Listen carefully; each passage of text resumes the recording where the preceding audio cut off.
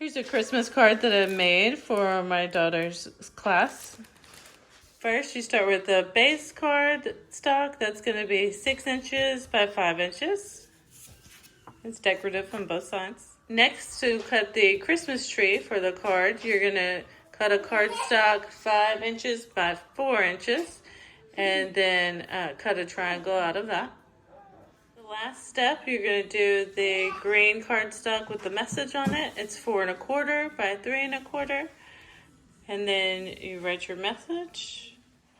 Okay. Next, you're going to add your tape to the triangle Christmas tree, and then you're going to adhere it to the decorative cardstock.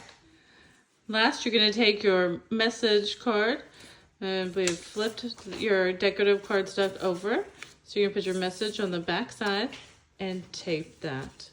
The last step, I'm using these holiday cards. They're quart size and a small bag of Skittles. You're going to take your card and put it in your bag, and then you're going to add your Skittles, and that's what they're going to use to decorate their Christmas tree. It's a fun, creative idea to do for a little snack for your little one's classroom.